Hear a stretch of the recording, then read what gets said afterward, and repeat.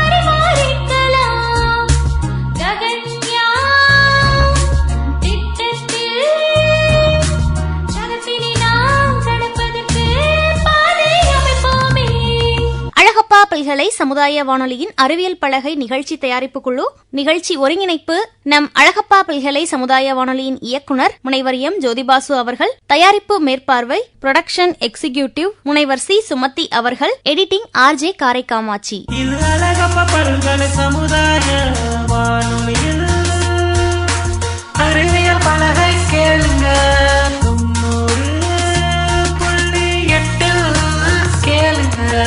அழகப்பா பல்கலை சமுதாய வானொலி வாயிலாக அறிவியல் பலகை நிகழ்ச்சியை கேட்டு ரசிக்கும் நேயர்களுக்கு அன்பான வணக்கங்கள். ஒவ்வொரு ஆண்டும் ஏப்ரல் 22 இந்த உலகத்துல இருக்கக்கூடிய 192 நாடுகள்ல 1 பில்லியனுக்கும் அதிகமான மக்கள் புவி நாளா கொண்டாடி வராங்க. இந்த புவி நாள் அமெரிக்க செனட்டர் கெய்லார்ட் நெல்சனால சுற்றுச்சூழல் கல்வியின் வடிவத்தால நிறுவப்பட்டது. புவி நாள் ஒவ்வொரு ஆண்டுமே உலகளாவிய நிகழ்வா இருக்கு. உலகம் முழுவதுமே அறிவியல் கண்டுபிடிப்புகள் அதிகரித்து வரக்கூடிய நிலையில சுற்றுச்சூழல் சீர்கேட்டின் வேகமும் அதிகரித்து வருது. எனவே சுற்றுச்சூழல் சீர்கேடு குறித்த விழிப்புணர்வை அதிகரிக்க நம்ம வானொலி வாயிலாக அறிவியல் பலகை நிகழ்ச்சியை கேட்க தொடங்கலாம் வாங்க. மகாத்மா காந்தி ஒரு முறை சொல்லியிருக்கிறாரு, மனிதனின் தேவைகளை நிறைவேற்ற இயற்கையிடம் போதுமான வளங்கள் உள்ளன, ஆனால் அந்த மனிதனின் பேராசையை நிறைவேற்ற முடியாது. இந்த வருட புவிநாளுக்கான தீம் என்ன தெரியுமா? எங்கள் கிரகத்தில் முதலீடு செய்யுங்கள்.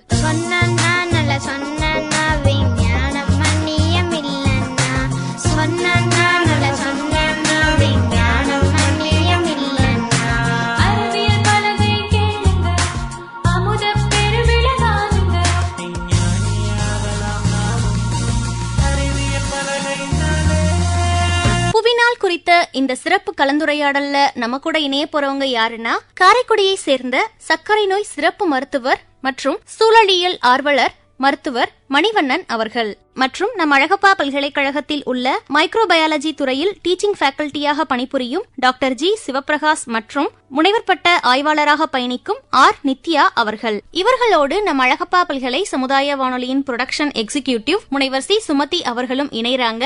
சரி வாங்க நேயர்களே, அறிவியல் பலகை முதல் நிகழ்ச்சியை கேட்க தொடங்கலாம்.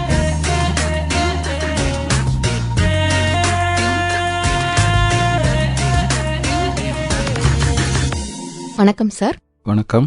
இந்திய அரசின் விஞ்ஞான் பிரசார் மற்றும் தமிழ்நாடு அறிவியல் தொழில்நுட்ப மையம் இணைந்து வழங்கும் அறிவியல் பலகை நிகழ்ச்சியில் அழகப்பா பல்கலைக்கழக சமுதாய வானொலி வாயிலாக பங்கேற்க எனக்கு வாய்ப்பளித்தமைக்கு மிக்க நன்றி. சார், ஒரு மருத்துவரா இருக்கீங்க.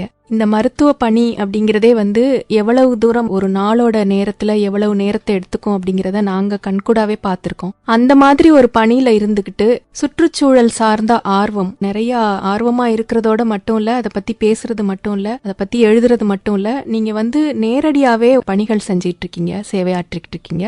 இந்த ஆர்வம் உங்களுக்கு எப்படி ஏற்பட்டதுங்க சார்? இயற்கையின் மேல ஒரு பேரார்வங்கிறது எல்லாருக்குமே இருக்கும். இயற்கையை ரசிக்கிறதுக்கு அப்படின்னு சொல்லிட்டு நம்ம எப்பவுமே எல்லா காலகட்டத்திலையும் எல்லாருக்குமே இயற்கை பிடிக்கும். எனக்கு கொஞ்சம் கூடுதலா பிடிக்கும். இந்த இயற்கையை பார்க்கறப்ப இந்த அழகான இயற்கை எனது தலைமுறைக்கு மட்டும் இல்ல, அடுத்த தலைமுறைக்கும் போகணும் அப்படின்ற ஒரு உந்துதல் தான் என்னைய மேலும் மேலும் இயற்கையை நோக்கி கொண்டு போய் சேர்க்குது.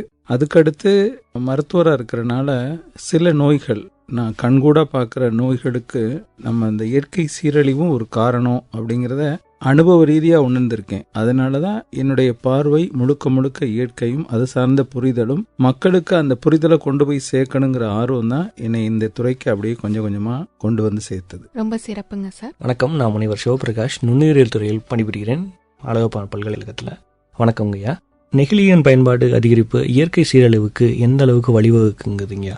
நெகிழி, பிளாஸ்டிக்கோட சீரழிவை நம்ம பேசணும் அப்படின்னா ஒரு நாள் ஃபுல்லா பேசலாம். அவ்வளோ பெரிய சீரழிவை, பிளாஸ்டிக்கோட சீரழிவை இந்த பூமி பார்த்துக்கிட்டு இருக்கு.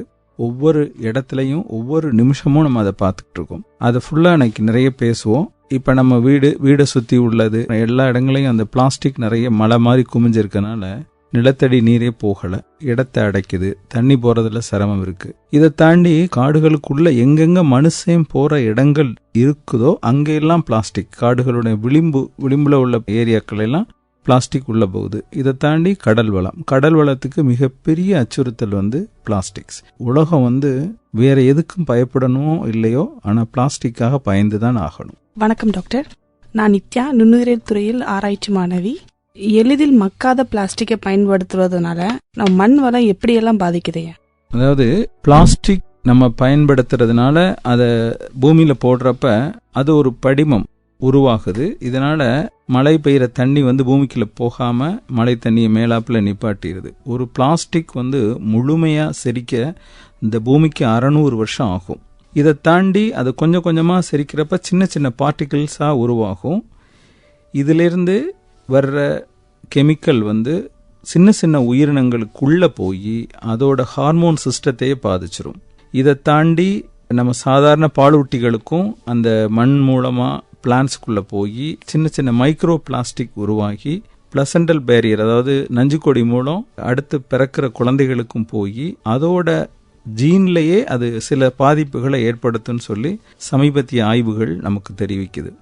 எளிமையா நம்ம பயன்படுத்துகிற பிளாஸ்டிக்னால இவ்வளவு பெரிய பாதிப்புகள் ஏற்படுங்க கேட்கும் போது கொஞ்சம் பயமாக தான் இருக்குது. மக்களும் நம்ம இதை ஒரு முக்கியமான பிரச்சனையாக எடுத்துக்கிட்டு தவிர்த்தாங்கன்னா கொஞ்சம் நல்லா இருக்குங்கய்யா. 21ஆம் நூற்றாண்டில் மிகப்பெரிய இயற்கை பேரிடர்கள் நடந்திருக்கு. ஸோ இதற்கு காரணம் என்னவா இருக்கும்னு நினைக்கிறீங்க?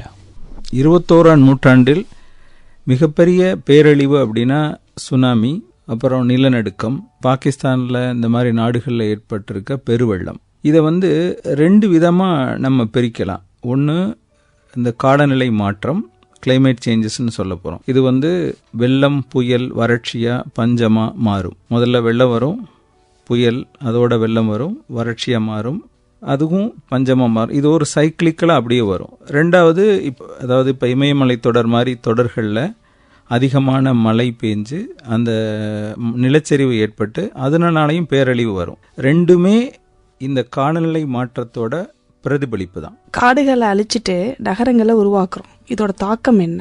காடுகளை அழிச்சு நகர்மயமாக்குறோம். இது கிளைமேட் சேஞ்சுக்கு மிக முக்கியமான ஒரு காரணம். நிறைய நகரங்களை உருவாக்குறப்ப மரங்க வச்சுனா சரியாயிரும் அப்படின்னு நினைக்கிறோம். அந்த மரம் லோக்கல் டெம்பரேச்சர் மட்டும், இப்போ காரைக்குடி உருவாக்குறோம்னா அந்த காரைக்குடியில் உள்ள லோக்கல் டெம்பரேச்சரை மட்டும்தான் குறைக்க உதவுமே ஒழிய உலகளாவிய புவியோட டெம்பரேச்சரை குறைக்கிறதுக்கு வாய்ப்பு இல்லை. அதுக்கடுத்து காடுகளை அழிச்சிட்டு குளங்களும் அதோட சேர்த்து அழிக்கப்படுவதனால அதோட டெம்பரேச்சரும் கூடும், புவியோட வெப்பமும் கூடும். குளங்கள் அழிக்கப்படுறதுனால அங்கு உள்ள நீர்நிலைகள், உயிரினங்கள் கம்ப்ளீட்டாக அழிஞ்சு போயிடும், உயிர் சூழல் இல்லாம போயிடும். ரெண்டாவது, இப்ப நம்ம இந்தியா மாதிரி கண்ட்ரியில முறையான திட்டமிடல் இல்லை. ஒரு ஊரை உருவாக்குறோம் அப்படின்னா ட்ரைனேஜ் எப்படி பண்றது, அங்குள்ள உயிர் சூழல் நம்ம மட்டும் வாழக்கூடாது, நம்மளை தாண்டி ஒரு உயிர் சூழல் இருக்கணும். அந்த மாதிரி திட்டமிடல் எதுவும் இல்லை. இப்போ திட்டமிடலுக்கும் ஒரு உதாரணமும் திட்டமிடாததுக்கும் ஒரு உதாரணமும் நான் உங்களுக்கு சொல்கிறேன். நான் ஒரு 7-8 இயர்ஸ் முன்னாடி வாஷிங்டன் போயிருந்தேன், அமெரிக்கா. அது ஒரு முழுமையாக திட்டமிடப்பட்ட நகரம். அங்கே ஒரு குளம் இருக்கும், நீர் வரத்து இருக்கும், வீடுகள் இருக்கும், அட்மினிஸ்ட்ரேட்டிவ் பிளாக் எல்லாமே கம்ப்ளீட்டாக ஒரு உயிர் சூழல் எப்படி இருக்கணுமோ அந்த அமைப்பு படி அழகாக உருவாக்கப்பட்டது வாஷிங்டன். அது அப்படியே நம்ம ஊருக்கு வருவோமே, உத்தரகாண்டில் உள்ள ஜோசிமெட் 20,000 பேர் வசிக்கிறாங்க. இந்த ஜோசிமெட் கொஞ்சம் கொஞ்சமாக பூமிக்குள்ளே போகிறதா இப்போ சமீபமாக ஒரு 1 இயராக படிச்சுட்டு இருக்கோம். ஒவ்வொரு கட்டடமும் அது உள்ளே போய்கிட்டே இருக்கு. 1874 அந்த நகர் உருவாக்கக்கூடாதுன்னு அப்போவே அந்த ரிப்போர்ட்லாம் சொன்னாங்க. ஆனால் அதை கொஞ்சம் கொஞ்சமாக அதை உருவாக்கி அதை கொஞ்சம் கொஞ்சமாக பூமிக்குள்ளே போகுது. ரெண்டாவது, இந்த ஜோசிமெட் வழியே தான் பத்ரிநாத் போகிறோம். பெரிய டிரான்ஸ்போர்ட்டேஷன் அந்த ஜோசிமெட் வழியே நடக்குது. இன்னைக்கு அதை தாண்டி இந்தோனேஷியாவில் உள்ள ஜகர்த்தா, அதுவும் கொஞ்சம் கொஞ்சமாக பூமிக்குள்ளே போகுது. இதெல்லாம் முறையான திட்டமிடல் இல்லாதோட விளைவுகள். டாக்டர், முன்னெல்லாம் மாதம் மும்மாரி மழை பெய்யும் அப்படின்னு சொல்லுவாங்க. அது ஒரு மாதத்துக்கு 3 முறையாவது அட்லீஸ்ட் மழை பெய்யும் அப்படின்னு.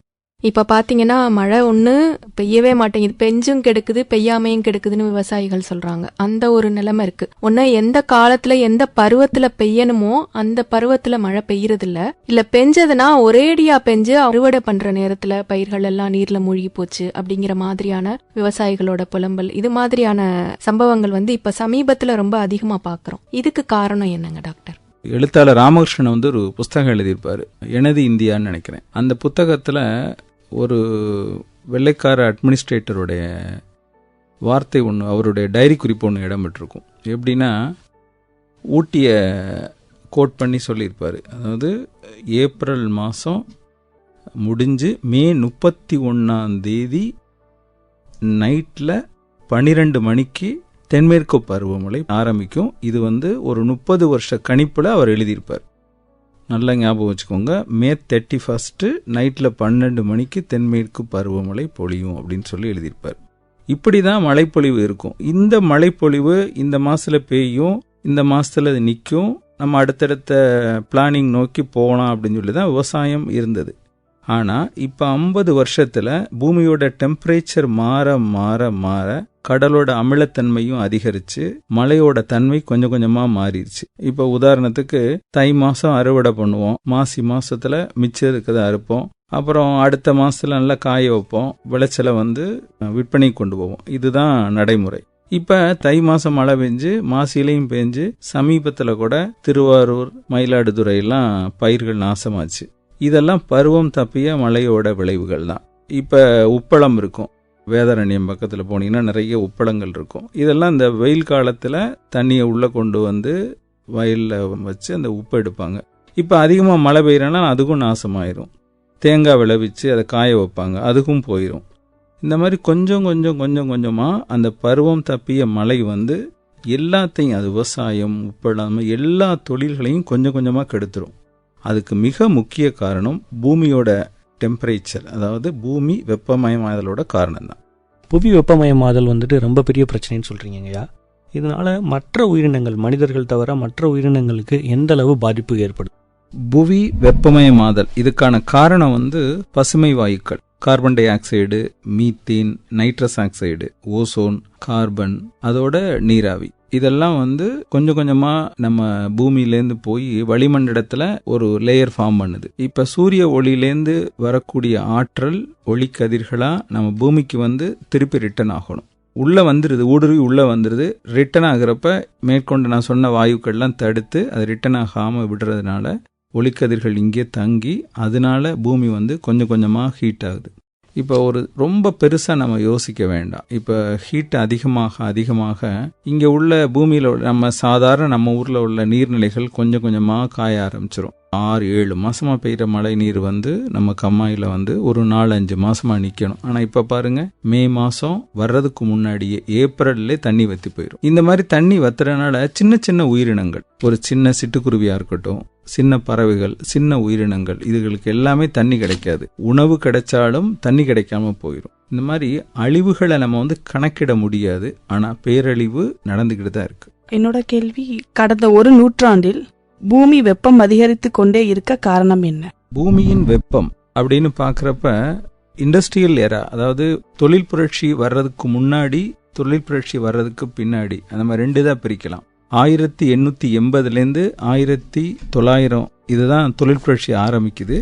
இதற்கு பின்னாடி 1 டிகிரி செல்சியஸ் பூமியோட வெப்பம் கூடியிருக்கு. இப்ப வந்து பூமியோட வெப்பம் வந்து 13.9 டிகிரி செல்சியஸ். 2050 இது 1.5 டிகிரி செல்சியஸ் கூடும். 2100 3.6 டிகிரி செல்சியஸ் கூடும். ஐடியல், அதாவது மனுஷன் வாழணும், உயிரினங்கள் வாழணும், தாவரங்கள் வாழணும் அப்படின்னா 15 டிகிரி செல்சியஸ்லே நம்ம பூமி இருக்கணும். அதை தாண்டிச்சுன்னா இந்த பூமி எதுவும் வாழ்றதுக்கு லாயக்கற்ற இடமா மாறிடும். நீங்க சொன்ன இந்த காரணங்கள்னால புவி வெப்பம் அதிகமாகுது. இதனால பனிப்பாறைகள் உருகிறதும் அதிகமாயிருக்கு. கடல் மட்டமும் இதை தொடர்ந்து ரொம்ப உயர்ந்துகிட்டே வருது. இதன் தாக்கம் எவ்வாறு இருக்குங்க? பூமியில வந்து நீர்ப்பகுதி அதிகம், நிலப்பகுதி மிகவும் குறைவு. இந்த நிலப்பகுதி மனுஷன் வாழ்றதுக்கான இடம். இந்த நிலப்பகுதி காலப்போக்கில் காணாமல் போகும். கடல் வளம் அழியும். மனுஷனுக்கு குடிக்கிறதுக்கு நல்ல தண்ணீர் இல்லாம எல்லாமே உப்பு தண்ணியா மாறுறதுக்கான வாய்ப்புகள் இந்த கடல் மட்டம் உயர்றதுனால இந்த பூமிக்கு ஏற்படும். நாகரிக வளர்ச்சிக்காக நம் இந்தியா எவ்வளவு காடுகளை இழந்திருக்கிறது டாக்டர்? அதாவது உலகம் முழுவதும் ஒரு நிமிஷம் நம்ம பேசிட்டு இருக்க அந்த ஒரு நிமிஷத்துல 130 ஏக்கர் பரப்பளவுள்ள காடுகளை இந்த உலகம் இழந்து கொண்டிருக்கிறது. ஒரு வருஷத்துக்கு பங்களாதேஷ், நம்ம பக்கத்து நாடான பங்களாதேஷ் பரப்பளவு எவ்வளவோ அந்த பரப்பளவுக்கு ஈக்குவலான பகுதியை நம்ம ஒவ்வொரு வருடமும் இழந்து கொண்டே இருக்கிறோம். மரங்களும் மனிதனும் அப்படின்னு ஒரு கணக்கெடுப்பு வச்சிட்டோம்னா, கனடால வந்து ஒரு மனுஷனுக்கு 8953 மரம் இருக்கும். பிரேசில்ல வந்து 1494 மரம் இருக்கும். சீனால வந்து ஒரு மனுஷனுக்கு 102 மரம். மிகப்பெரிய மக்கள் தொகை கொண்ட சீனால ஒரு மனுஷனுக்கு 102 மரம். நம் இந்தியால ஒரு மனுஷனுக்கு 28 மரம் தான் இருக்கு. இதுதான் நம்ம எவ்வளவு இழந்திருக்கிறோம் அப்படிங்கிற கணக்கெடுப்போட நிதர்சனம். கரெக்டான கணக்கெடுப்பு நம்ம சொல்ல முடியாது. இருந்தாலும் இந்தியாவில் ஒரு மனுஷனுக்கு இருக்கிற மரங்களோட எண்ணிக்கை வெறும் 28 தான். இந்தியாவை பொறுத்தவரை தமிழகத்துல நல்ல மழைப்பொழிவு இருக்கு, இருந்தாலும் நீர் பற்றாக்குறை இருக்கு. இதற்கு என்ன செய்யலாங்க? நீர் பற்றாக்குறைய நம்ம சரி பண்ணுனா மழை நீரை சேகரிக்கணும். அது குளமா இருக்கட்டும், குட்டையா இருக்கட்டும், கண்மாயா இருக்கட்டும், எங்கெங்க நீர்பிடிப்பு பகுதிகள் இருக்கோ அதெல்லாம் வந்து நம்ம வருடம் கிளீன் பண்ணி அதில் வந்து தண்ணியை பிடிச்சி வைக்கணும்.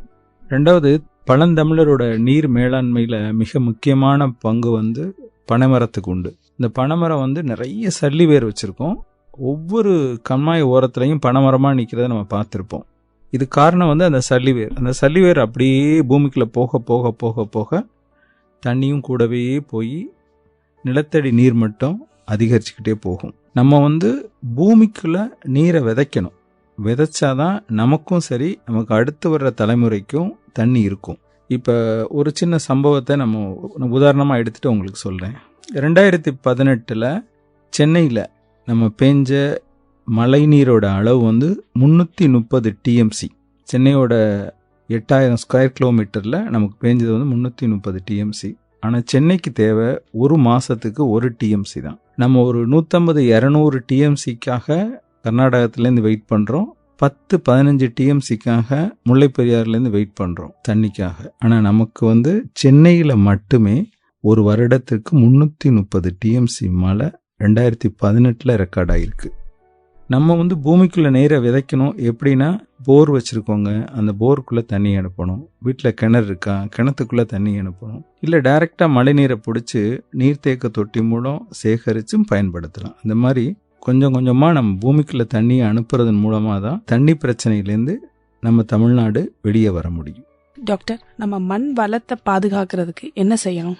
மண் வளத்தை பாதுகாக்கணும்னா மண்ணை நேசிக்கணும். முதல் விஷயம். ஒவ்வொரு அறுவடைக்கு பின்னாடி அதை நெருப்பு வச்சு அழிப்பாங்க. ஆனால் நம்ம ஊர்லேயும் உண்டு, வட இந்தியாவில் பஞ்சாப்லாம் உண்டு. நம்ம கேள்விப்பட்டிருப்போம். நீசா டெல்லிக்கு வந்து மிகப்பெரிய புகை வருது அப்படின்றதெல்லாம் பார்த்துருப்போம். அதனால முதல்ல அந்த விவசாய கழிவுகளை நெருப்பு வச்சா அந்த மண்ணில் உள்ள சின்ன சின்ன நுண்ணுயிர்கள்லாம் இறந்து போயிடும். மக்க செய்யுங்க. அதனால மறுபடியும் நுண்ணுயிர் பெருகும். விவசாயிகளை பொறுத்தவரை வந்து பல தானிய விதைப்பு முறை. ஒவ்வொரு முறையும் ஒரே தானியத்தை விளைவிக்காம மாற்றி மாற்றி பயன்படுத்தணும். 3 போகம் விளைவிக்கிற இடத்துல 2 போகம் விளைவிச்சு 1 போகத்தை சும்மா விடலாம். அப்புறம் கிராமங்களில் இந்த ஆடு மாடு கெடை போடுவாங்க. அதாவது சாணி இதெல்லாம் போடுறதுக்காக அந்த இடத்துல இது பண்ணி வைப்பாங்க. அதை பயன்படுத்தலாம். ஒவ்வொரு மண்ணிலையும் மண் பரிசோதனை செஞ்சு என்ன மாதிரி அந்த மண்ணுக்கு சத்து தேவை அப்படிங்கிறது பரிசோதனையின் முடிவின்படி நம்ம அதற்கான உரங்களை போடணும். இப்போ செயற்கை உரங்களை பயன்படுத்துறது அதிகம். யூரியா அது வந்து தமிழில் வந்து தலைச்சத்து, சூப்பர் பாஸ்பேட் வந்து மணிச்சத்து, பொட்டாஸ் வந்து சாம்பல் சத்து. இதற்கு வந்து இயற்கை உரங்களே கிடைக்குது. Azospirillum, phosphobacteria, potash bacteria, trichoderma viride, Pseudomonas இதெல்லாம் வந்து இயற்கை உரம். அந்த நம்ம வாங்குகிற செயற்கை உரத்திலிருந்து பாதி விலை தான் இது இருக்குது. இந்த மாதிரி இயற்கை சார்ந்த இயற்கை உரங்களை பயன்படுத்துகிறப்ப அந்த மண்ணோட வளம் அதிகரிக்கும். எல்லாத்துக்கும் மேலே பிளாஸ்டிக் பயன்பாட்டை குறைக்கணும். டாக்டர், இப்போ இந்த ஆத்துல இருந்து மணலை எடுக்கிறது அப்படிங்கிறது வந்து இயற்கையை பாதிக்குது அப்படிங்கிறதுக்காக இந்த எம்சாண்ட் அப்படிங்கிற மணலை பயன்படுத்துறான் அப்படின்னு அறிவுறுத்துறாங்க. ஆனா அதுக்காக மலைகளை உடைச்சு அதுல இருந்து அதை தயாரிக்கிறதா சொல்றாங்க இல்லையா? இது வந்து எந்த அளவுல சரி? இப்ப ஆற்று மணல் எடுக்கிறோம். ஆற்று மணல் எடுக்கிறப்ப ஆறுகள் அழியும். ஆற்றுலேருந்து தண்ணி போகிற வளமான விவசாய நிலம், அதாவது டெல்டா விவசாய நிலம்னு சொல்கிறோம்ல, அந்த மாதிரி நிலங்கள் அழியும்.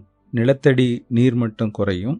ஆற்றோட ஆழமும் அதிகரிக்கும். அதனால் மேட்டு பகுதியில் தண்ணி போகாமல் விவசாயம் கொஞ்சம் கொஞ்சமாக அழிஞ்சிரும். நன்னீர் வந்து குடிப்பதற்கும் விவசாயத்துக்கும் இல்லாமல் போகும்.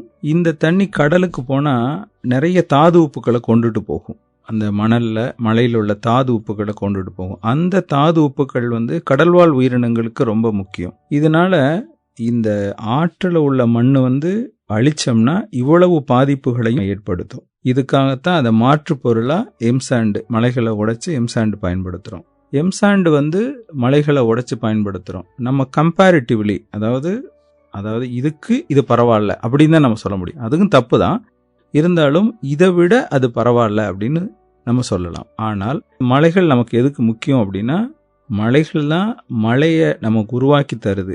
அப்படின்ற அடிப்படையில் பெருமலைகளை உடைக்காம சிறு மலைகளை உடைக்கிறதுனால பாதிப்புகள் பெருமலைகளை காட்டிலும் சிறு மலைகளில் கம்மியாக இருக்கும். அதெல்லாம் சில நம்ம ஒரு புரோட்டோகால், இந்த மலை தான் நம்ம இருக்கணும், இதை தான் உடைக்கணும் அப்படின்ற மாதிரி கொண்டு போகிறது நமக்கு நல்லது.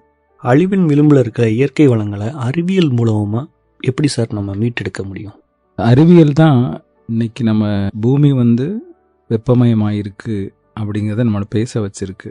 இந்த அறிவியல் தான் எதிர்காலத்தில் இந்த பூமிக்கு ஏற்பட போகிற பாதிப்பையும் நமக்கு சொல்ல வச்சிருக்கு. இந்த ஆராய்ச்சி, இந்த அறிவியல் வந்து இந்த பூமியை பாதுகாக்கிறதுக்கு மிகப்பெரிய பங்களிப்பு. ஆனால் அது பத்தாது. நம்ம ஆராய்ச்சியாளர்கள் அதற்கான பங்களிப்பை கொடுத்துக்கிட்டே இருக்காங்க. நிறைய டிஜிட்டல் மீடியாவில் பேசுகிறாங்க. இந்த மாதிரி இப்போ உங்களுக்கு ரேடியோ மூலம் இந்த மாதிரி அவேர்னஸ் கொடுக்குறோம். இந்த மாதிரி இதெல்லாம் கேட்குறோம். ஆனால் அதை ஃபாலோ பண்ணுறதுக்கான முயற்சி நம்ம ஒவ்வொருத்தரும் அதை செய்யணும். முக்கியமாக உங்கள் பகுதியில் உள்ள நீர்நிலையை, இது நமக்கான நீர்நிலை, இதை நம்ம பாதுகாக்கணும் அப்படிங்கிறத பார்க்கணும். சிறு சிறு குறுங்காடுகளை, மியாவாக்கி ஃபாரஸ்ட் மாதிரி ஒரு சின்ன குறுங்காடுகளை உருவாக்கலாம். உங்களால் லோக்கல் டெம்பரேச்சரை குறைக்கிறதுக்கான மரங்கள் வளர்க்கலாம். அந்த மாதிரி நம்ம சைடும் பண்ணணும். அறிவியல் வளருது, அதற்கான பங்களிப்பை கொடுக்குது. அந்த அறிவியலின் படி நம்ம என்ன செய்யணும் அப்படிங்கிறதையும் அது சொல்லுது. நம்மளும் அதில் உள்ள கலந்துக்கிட்டு அதோட சேர்த்து பயணம் பண்ணாதான் இந்த பூமியை பாதுகாக்க முடியும். ரொம்ப சிறப்பாக சொன்னீங்க சார். இந்த நிகழ்ச்சியின் மூலமா நிறைய பயனுள்ள தகவல்களை நாங்களும் மக்களும் கேட்டுட்டு இருக்க மக்களும் தெரிஞ்சுக்கிட்டோம். ரொம்ப மிக்க நன்றி ஐயா. புவிநாள் நிகழ்ச்சியில நிறைய கேள்விகளுக்கு தெளிவான பதில் கிடைச்சது. ஸோ இதுக்கு காரணம் உங்களோட அனுபவமும் உங்களோட பேஷன் தான் சார். Thank you very much. இது அழகப்ப பல்கலை சமுதாய வானொலியில் அறிவியல் பலகை கேளுங்க. 90.8 கேளுங்க. நேயர்களே, நம்ம தொடர்ந்து கேட்டுட்டு இருக்கிறது அழகப்பா பல்கலை சமுதாய வானொலி. இது காரைக்குடியின் முதல் வானொலி. அறிவியல் பலகை நிகழ்ச்சியில சுற்றுச்சூழல் விழிப்புணர்வு குறித்த இந்த அருமையான கலந்துரையாடல்ல பயணித்த காரைக்குடியை சேர்ந்த சர்க்கரை நோய் சிறப்பு மருத்துவர் மற்றும் சூழலியல் ஆர்வலர் டாக்டர் எம் மணிவண்ணன் அவர்களுக்கும், நம்ம அழகப்பா பல்கலைக்கழக நுண்ணுயிரியல் துறையை சேர்ந்த teaching faculty doctor G Sivaprakash அவர்களுக்கும், முனைவர் பட்ட ஆய்வாளர் ஆர் நித்யா அவர்களுக்கும் நம்ம அழகப்பா பல்கலை சமுதாய வானொலியின் சார்பாக நன்றிகள். இந்த நிகழ்ச்சி இத்துடன் நிறைவடைந்தது. இந்த நிகழ்ச்சி குறித்த கருத்துக்கள், பின்னூட்டங்கள் நம்ம அழகப்பா பல்கலை சமுதாய வானொலியோட மின்னஞ்சல் முகவரிக்கு வரவேற்கப்படுகின்றது. மின்னஞ்சல் முகவரி சொல்ற நண்பர்களே குறிச்சுக்கோங்க. FM 90.8 @alagappa.university.ac.in. இந்த நிகழ்ச்சியை நம்ம அழகப்பா பல்கலை சமுதாய வானொலி பண்பலை 90.8 மற்றும் அழகப்பா பல்கலைக்கழகத்தின் இன்டர்நெட் ரேடியோஸான iRadio, Spotify, Google பாட்காஸ்ட்லயுமே நீங்க கேட்டு ரசிக்கலாம். தொடர்ந்து இணைந்திருப்போம். இது அறிவியல் பலகை நிகழ்ச்சி, அழகப்பா பல்கலை சமுதாய வானொலி, காரைக்குடியின் முதல் வானொலி. நன்றி நேயர்களே.